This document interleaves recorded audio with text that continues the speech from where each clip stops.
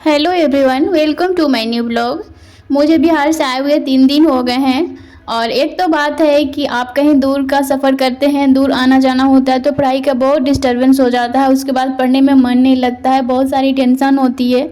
उसी तरह हमारा भी हाल हो गया है, माइंड कूल नहीं रह पा रहा है।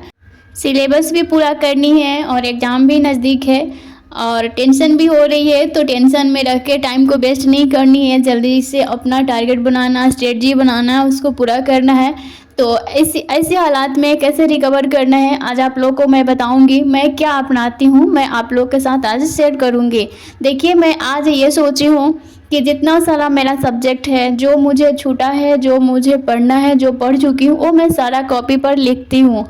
उससे क्या होता है कि सारा चीज़ रिकॉल हो जाता है, आपके सामने क्या है, उसको कितना पढ़ना है, कितने दिन में इसको पूरा करना है। तो मेरा जो छूटा है मैं उसको 1 महीने में रिकवर कर पाऊँगी, क्योंकि मेरा 1 महीना गया है तो मुझे रिकवर करने में भी 1 महीना लगेगा, क्योंकि साथ साथ में और भी क्लास होएगी, इसलिए मुझे एक एक महीना ही लग जाएगी, क्योंकि बैग भी पूरा करना है और साथ साथ में ऑनलाइन क्लास होगा उसको भी पूरा करना है।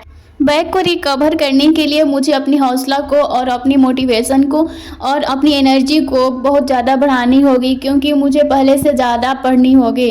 क्योंकि मुझे छोड़ के और टेंशन में रहना मुझे बिल्कुल अच्छा नहीं लगता। 1 महीने तो मुझे बहुत ज़्यादा मेहनत करनी पड़ेगी, 10 से 12 घंटे की पढ़ाई करनी पड़ेगी। और साथ में तो आप लोग को पता ही कि छोटा बेबी है, घर का काम होता है, उसमें मुझे 10 से 12 घंटे निकालना पड़ेगा। वैसा मैं स्ट्रेटजी बनाई हूँ, तभी मुझे पूरा कर पाऊँगी। अभी हमारा क्लास जो चल रहा है पॉलिटी और ज्योग्राफी का चल रहा है, वो तो अभी कुछ दिन चलेगा, उसको करना है। और साथ में मुझे एनसीईआरटी का एक लेके चलना है, बुक मुझे पढ़ना है, क्योंकि उसको भी साथ में करनी है और रिवीजन भी साथ में करनी है। और डेली मुझे 10 से 12 घंटे पढ़नी पड़ेगी। और मुझे कहीं अब जाना नहीं, और मुझे ज़रूरी जाना पड़ा तो मैं उतना ही दिन के लिए जाऊँगी जितने दिन में मेरा काम हो जाए। मैं एक्स्ट्रा कहीं नहीं जाने वाली हूँ और मैं अपना स्टडी कंटिन्यू करने वाली हूँ। मुझे बहुत रिग्रेट, बहुत बुरा फील होता है कि मैं बहुत डिस्टर्ब हो चुकी हूँ। आप कितना भी स्ट्रांग रहो ना, शादी के बाद ना आपको लगता है कि बंधन में ही हो, सुनना ही पड़ता है दूसरे का। आप अपने मन का 100% नहीं कर सकते हैं, हस्बैंड का सुनो, इन लॉज का सुनो, सुनना ही पड़ता है। कुछ बीमारियाँ भी आ जाती है, कुछ गृहस्थ जिंदगी का कुछ वर्क पूरा करना होता है, ऐसी ऐसी प्रॉब्लम चलती रहती है, बट उतना ही करना है जितना ज़रूरी है। आज मैं जगी थी 5:30 बजे। उसके बाद हस्बैंड के लिए लंच बॉक्स प्रिपेयर की। हस्बैंड जो ऑफिस चले गए, घर का सुबह में सारा काम भी कर लिए। 10 बजे से मैं ब्लॉग स्टार्ट करी हूँ। हमारा भी नहाना खाना हो गया है, अभ्या को भी मैं खिला दी हूँ और मैं फ्री हो गई हूँ।